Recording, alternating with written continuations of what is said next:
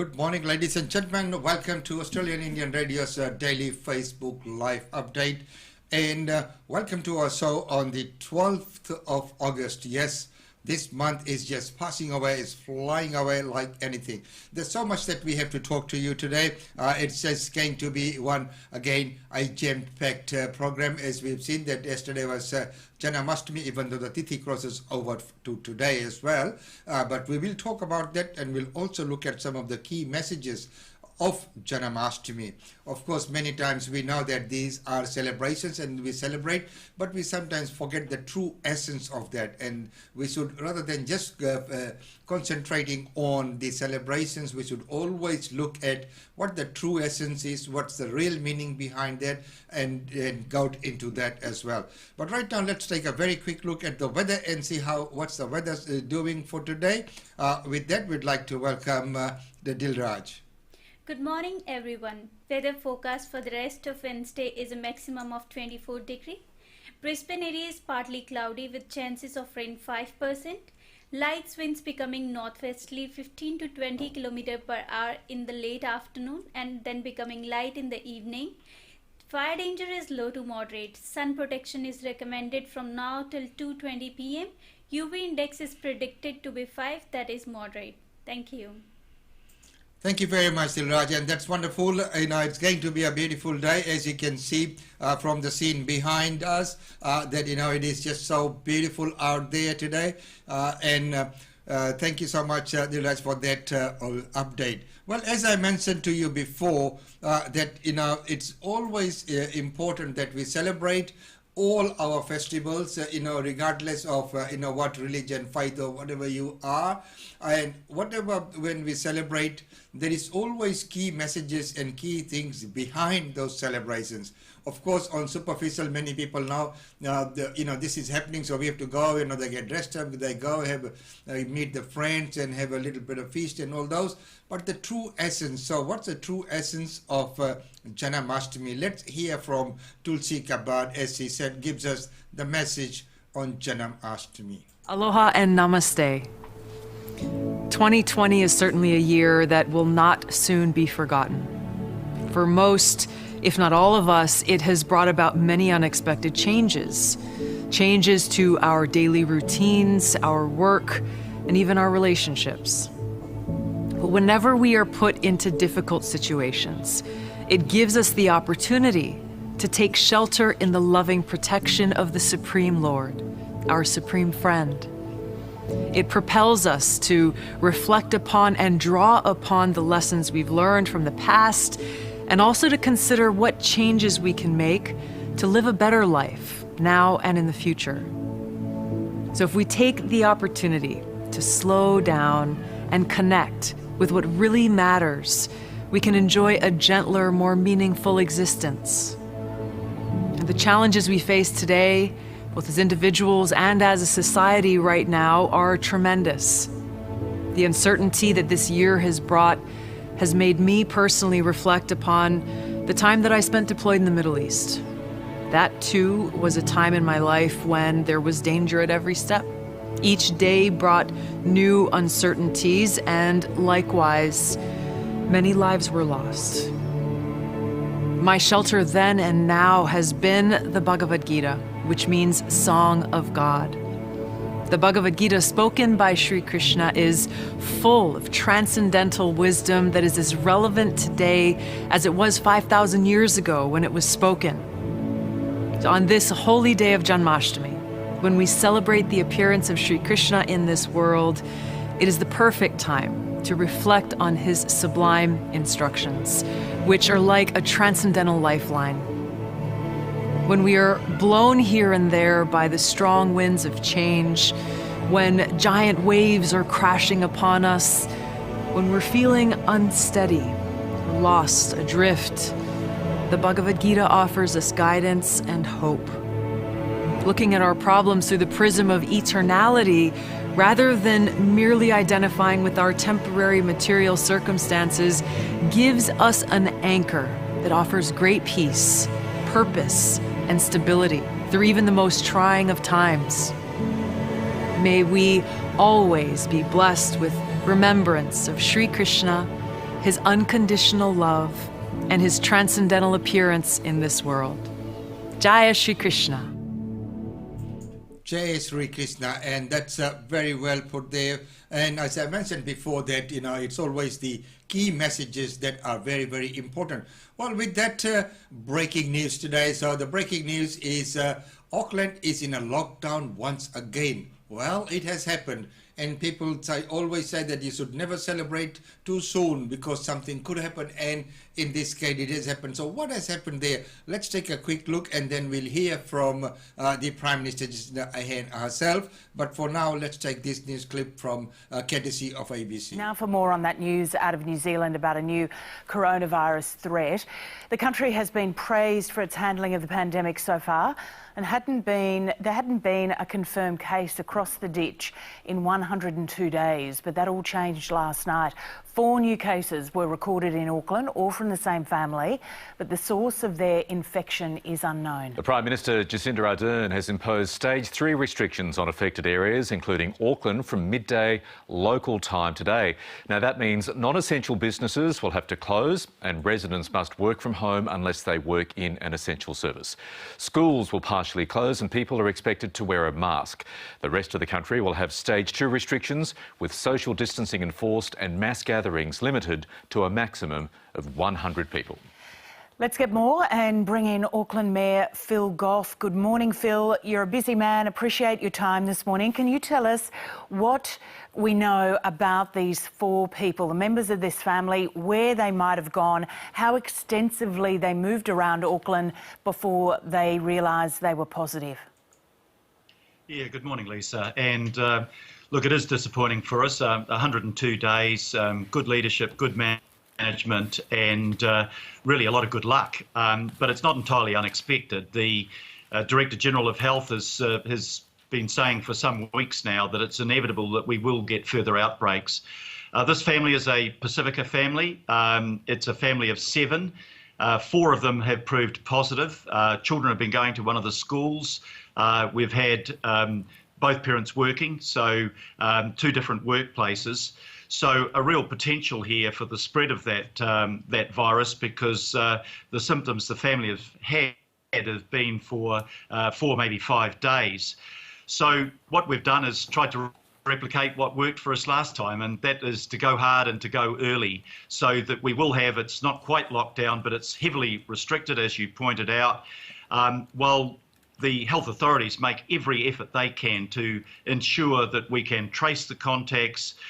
Extensive testing will take place. The Prime Minister mentioned to me last night probably 50 or 60,000 tests will be done just to measure quite how widespread this virus may have spread.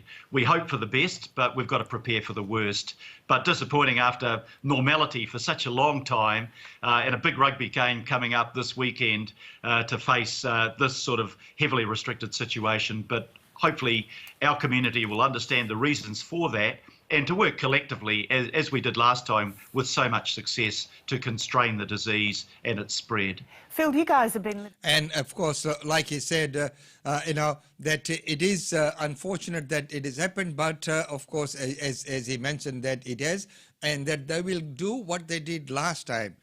Go in hard, go in early, and that's it. It's no use waiting while it's all spread. So, I'm pretty sure that under those control measures that they will be able to control the situation. But anyway, let's hear from the Prime Minister as he addresses the press. As you will have heard from Dr. Bloomfield, we have 4 cases, all in one household. More than one workplace, however, is involved. Contact tracing is underway, but currently we know that of those workplaces, it means that we are not talking about one distinct suburb in Auckland who may likely have been affected by those who have tested positive. At this stage, we have not yet been able to determine the source of these cases. There is no immediate link that we have found as yet to a managed isolation facility that we are aware of, and there is no yet known connection to any high-risk individuals such as those who work at our border. Therefore, we need to take a much more precautionary approach until we can find the source of this case and make sure that we reduce the risk of wider spread. As disruptive as it is, a strong and rapid health response remains the best long-term economic response. In line with our precautionary approach, we will be asking Aucklanders to take swift action with us. As of 12 noon tomorrow, Wednesday, August 12th, we will be moving Auckland to level 3 restrictions for a period of 3 days until midnight on Friday. And as he mentioned, they moved to level 3 restrictions, and we will see how it goes and what transpires out of that. And as we know that going by their record, that they were pretty good in controlling it, and they were envy of the world. You know, they're looking at, oh, wow, there have been no cases there for 102 days, and then all of a sudden this happens. Well, what's happening in US, the Democratic debate and that little girl called Kamala. What is happening there? Let's take a quick look at the scenes of what's going to happen there in US. So here's a little clip of what she had to say about her role. We've also heard, and I'm going to now direct this at Vice President Biden, I do not believe you are a racist. And I agree with you when you commit yourself to the importance of finding common ground. But I also believe, and it's personal, and I was actually it was hurtful to hear you talk about the reputations of 2 United States senators who built their reputations and career on the segregation of race in this country. And it was not only that, but you also worked with them to oppose busing.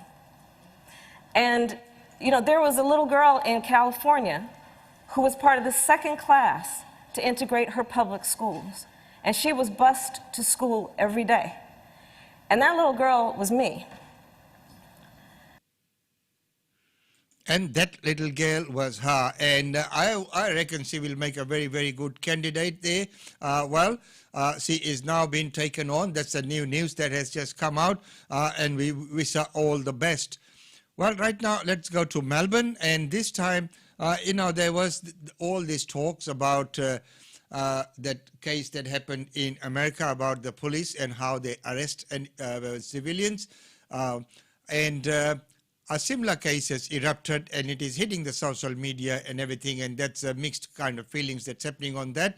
So let's, you know, after we look at the quarantine class, and then we will look at the footage and see what transpired and how it unfolded in Melbourne. Let's go to Melbourne.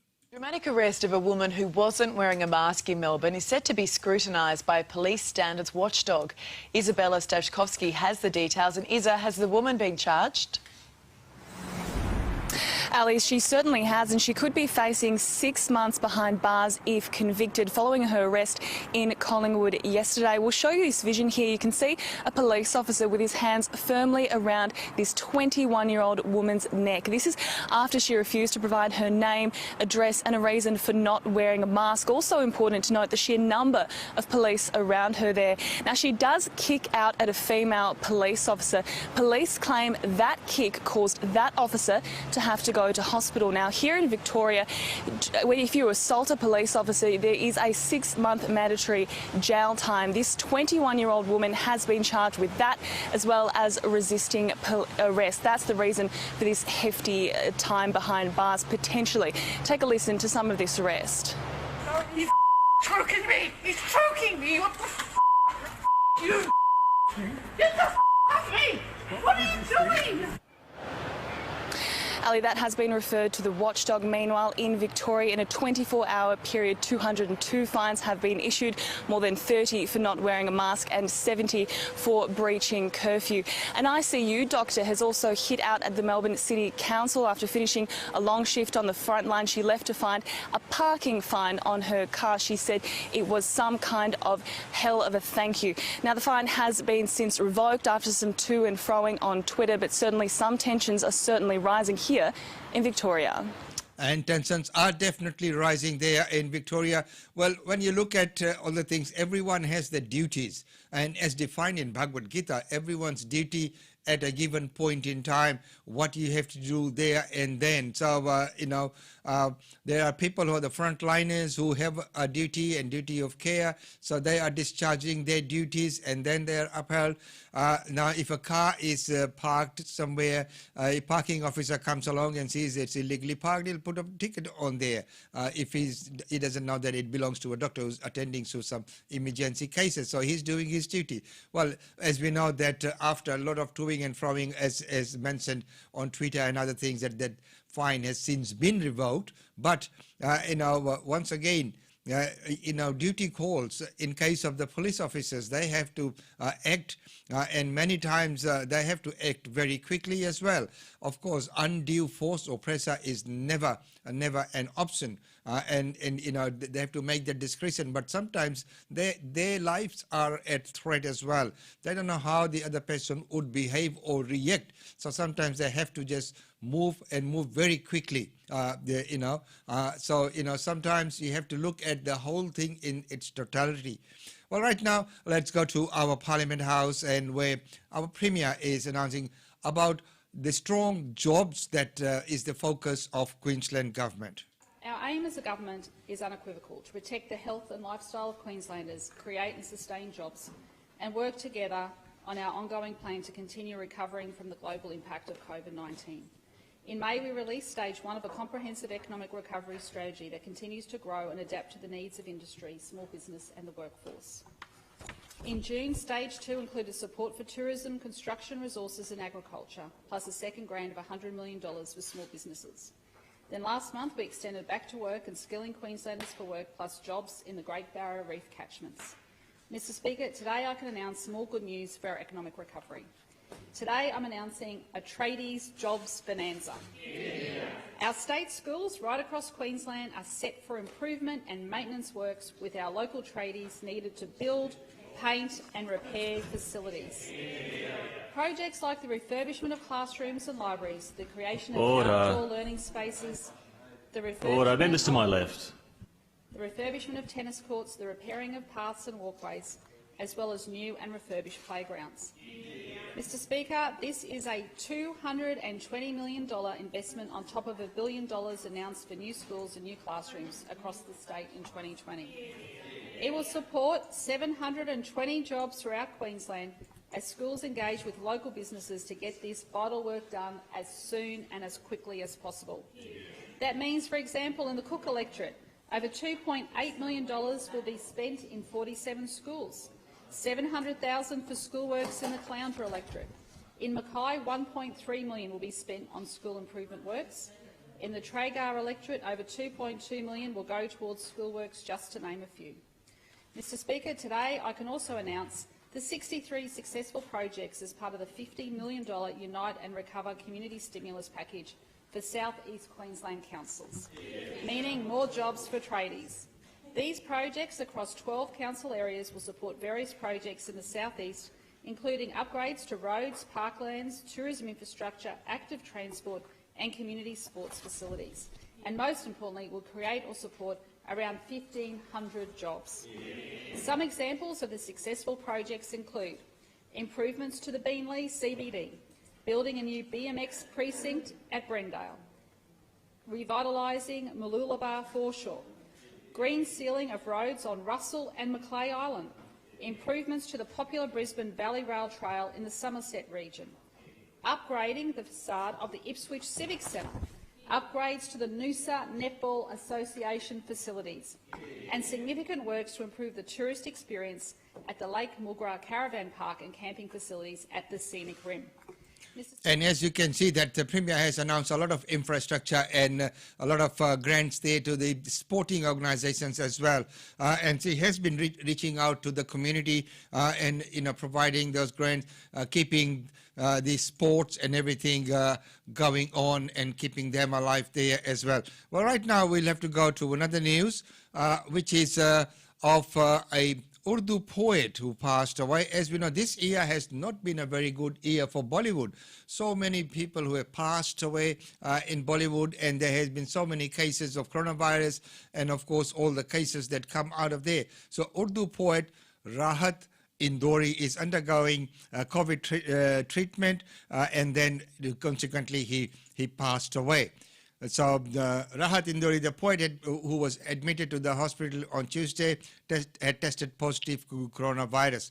Well, just look at his little bit of his past. Famous Urdu poet Rahat Indori, whose powerful and lucid poetry filled the halls and connected with the young and old alike, died of heart attack in a hospital in Madhya Pradesh, Indore. On Tuesday, while being treated for COVID-19, his son said he was 70. The teacher turned poet had been admitted to the hospital on Tuesday morning after he tested positive to the disease. He's survived by 3 sons and a daughter. Let's hear what he was about and what he used to say. Of course, we can't listen to the whole of it because it is quite nicely, and his wit and the way and his way of framing the sentences gave him the title of that wonderful Urdu poet. अगर खिलाफ है होने दो, जान थोड़ी है, जान थोड़ी है, जान थोड़ी है. अगर खिलाफ है होने दो, अगर खिलाफ है होने दो, जान थोड़ी है. ये सब धुआं है, कोई आसमान थोड़ी है. अगर खिलाफ है होने दो, जान थोड़ी है. ये सब धुआं है, कोई आसमान थोड़ी है, कोई आसमान थोड़ी है. लगेगी आग तो आएंगे घर के ही जद में. यहां पे सिर्फ हमारा मकान थोड़ी है.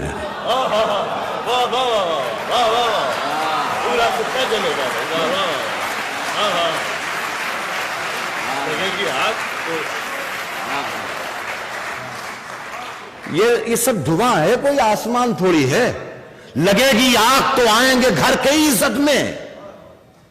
यहां पे सिर्फ हमारा मकान थोड़ी है मियां. हमारे मुंह से जो निकले वही सदाकत है. हमारे मुंह से जो निकले वही सदाकत है. हमारे मुंह में तुम्हारी जुबान थोड़ी है. हमारे मुंह से जो निकले वही सदाकत है. हमारे मुंह से जो निकले वही सदाकत है. हमारे मुंह में तुम्हारी जुबान थोड़ी है. देखिए जरा सा बारीक शेर है. हमारे मुंह में तुम्हारी जुबान थोड़ी है.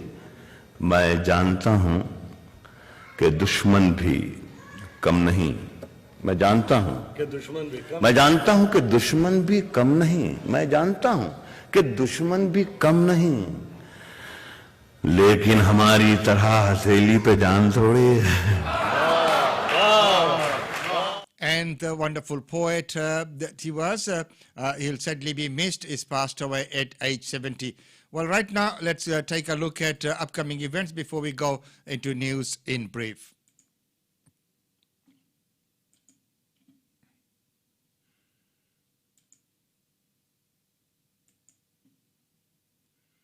An evening of gratitude, and it's a wonderful program, and we are proud to be supporting that. The Brisbane Super Kings Annual Cup, which will be happening, it is again another, and India's Independence Day. We will talk about this a little bit now. So on this coming Saturday from 9 a.m. till 12, we will have the live broadcast right from here, from these studios, but we will be covering many venues of Brisbane as people are not allowed to go out and about. And you will all be joining us, and we will be providing that coverage from these venues, which is the Indian Consulate, and of course or from the Roma Street Parklands, as well as we do a floral tribute there. So, and we will have talks, interviews, poetry, and all happening here. We'll throw you the glimpses. We'll take you back to when India Day Fair started, and we'll journey through those years of what's happened with India Day Fair right from here. So it's been co-hosted by Australian Indian Radio and Go Pure Queensland. So make sure that you connect with us from 9 a.m. on Saturday, the 15th of August.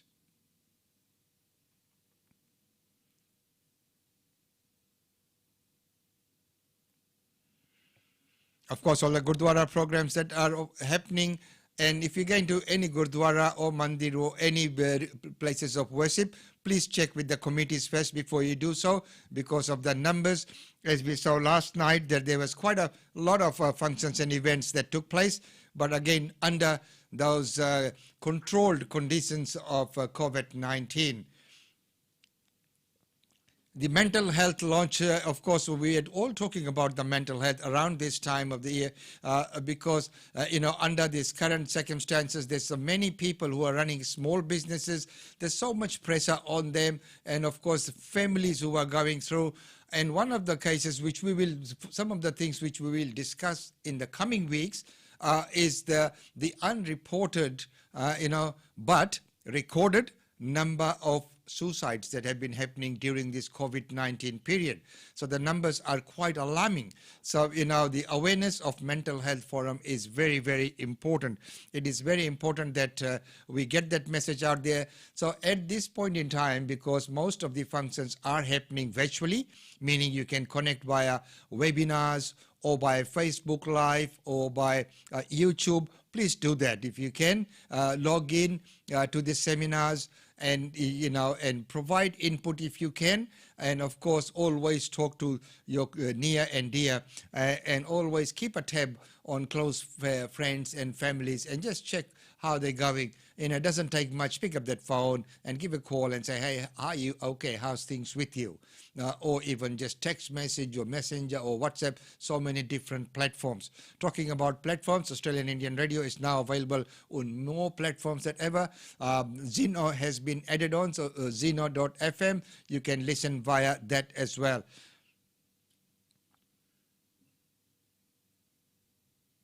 So, ladies and gentlemen, don't forget that on 15th August, right here from the studios, we'll be joined by many celebrities and dignitaries of Brisbane. While we discuss, we bring to you glimpses, we'll take you down memory lane, and there'll be so much happening, and we'll all celebrate together, even though we'll all be connected virtually. So, ladies and gentlemen, once again, welcome to the show. If you have just joined, and right now it's time to go and look at some of the news that's with the news in brief.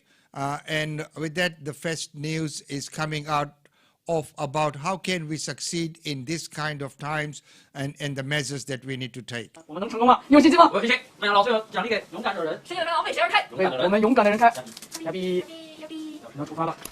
Now, this is the notorious video which the boys made of running down to the Macca's under the lockdown situation. Instantly, after putting this on the web, they got fined quite heavily.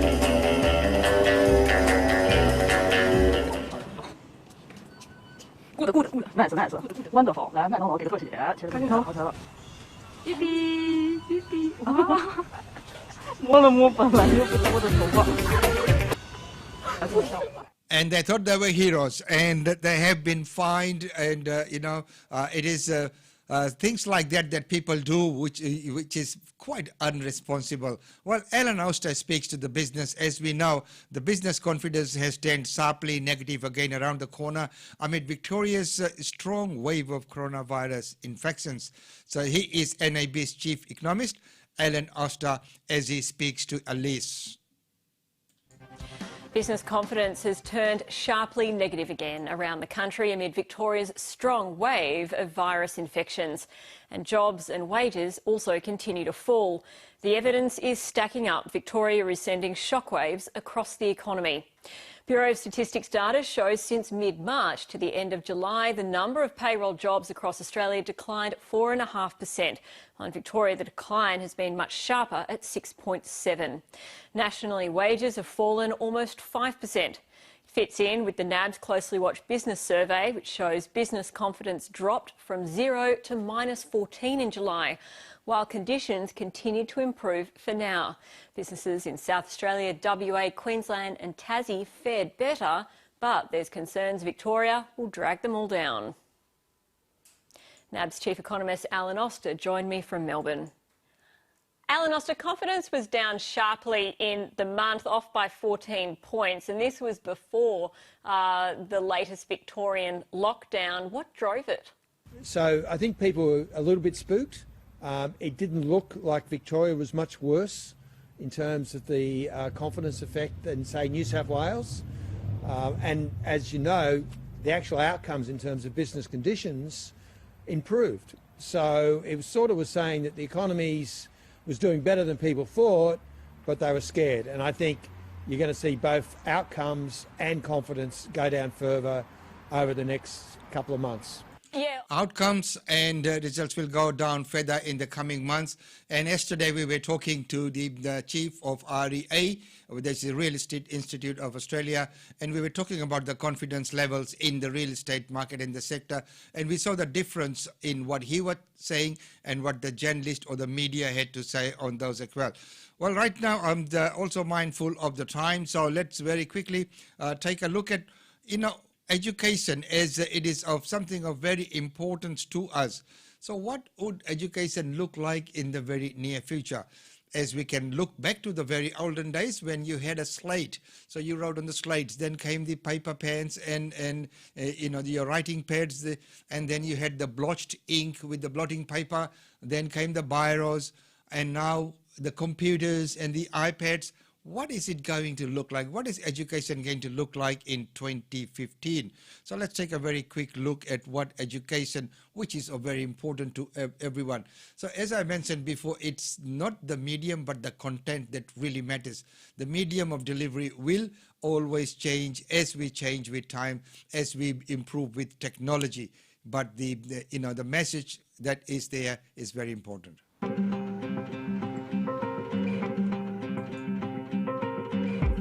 Gosh, okay, so in Australia in 2025... Australia would be... I see us banding together after the challenging times that we're going through now. 2025 is less than 5 years away, but right now, with recessions and climate change and the pandemic, in my lifetime, even in my parents' lifetime, there's never been more uncertainty about what the near future will hold. Jobs of the 21st century should be our primary thought. Promise that we've made, which is that you do get a house and you do get security and you can have a family if you want. That promise is broken at the moment for a generation of young people. The future of work doesn't look very exciting at all. It's not shiny, it's not driven by technology. It's driven by a fight for survival. In this series, we join with Australians living through uncertain times, making plans, changing course, adapting the best way they can. And on the way, we might learn something about the Australia of 2025.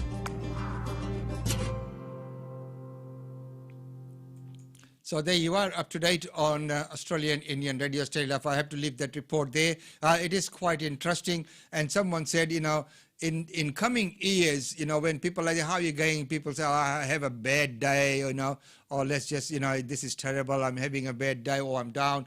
They say that in coming years, in past 2025 or things like that, when people will say, oh, so how was that event? They say, oh, it was 2020, meaning they will refer to this year, the 2020 that we are in now, as a useless time where people could never get anything done. Well, right now, let's go and look at some of the Janmashtami celebrations that took around Brisbane. First of all, we go to Gayatri Mandir in Boondah. Om Anandadatta Swaha, Om Dayalu Swaha, Om Anadi Swaha, Om Kalyankari Swaha, Om Vishukarta Swaha, Om Puram Paramatmanand Swaha, Om Swamini स्वाहा। एक सवाल भगवान के नाम। अब सब कोई खड़े हो जाएंगे, एक मिनट करो, पूर्ण आहुति करेंगे आप सब लोग। सोशल डिस्टेंस होते हुए हाथ बढ़ा देना। Pandit Suresh Sandil there with Pandit Sanat Pandey, and the celebrations took place. Last night, under the controlled conditions and trying to keep that social distancing apart. Sometimes it is very hard and challenging, but even then, it did take place there yesterday. Well, right now, let's cross over to Vishnu Maya Mandir. The following footage is by the courtesy of Devika. Once again, Devika, thank you so much, and I hope that everyone yesterday had a very wonderful Janmashtami and with the blessings.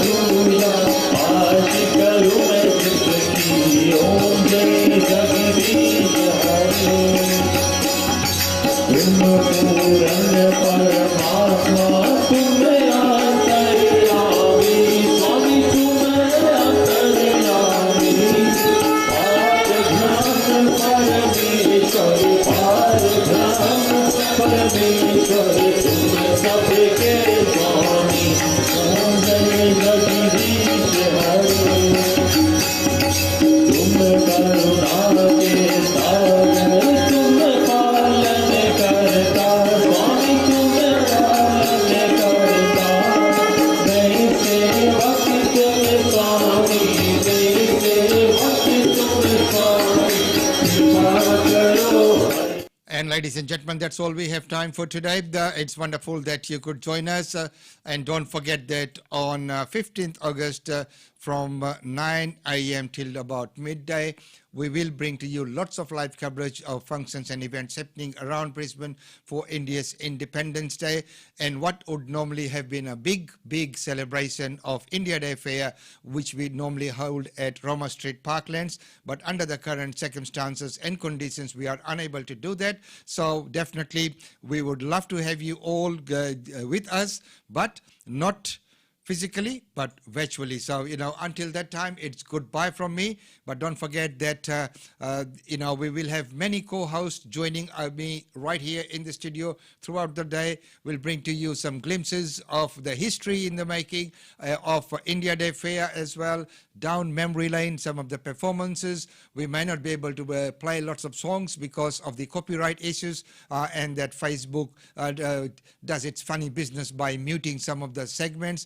So we will try and avoid that, but there will be lots of information and functions that's happening, plus the 2 live coverages that will happening and the live broadcast from here, so that we can all, take part in all these events. We'll also be joined by the celebration in Melbourne, which is by the High Commissioner Consular Office there as well, the Consular Office in Brisbane, GoPio Queensland's function, all of those put together so that you can sit down and watch it all from one venue. As we do with the news that you see on this segment, it's a collection of news and articles which are available online in the public domain, but we put together in a way that might be of interest to our community. So ladies and gentlemen, with that, I need to say goodbye until tomorrow. I'll see you, be good, but most of all, stay safe.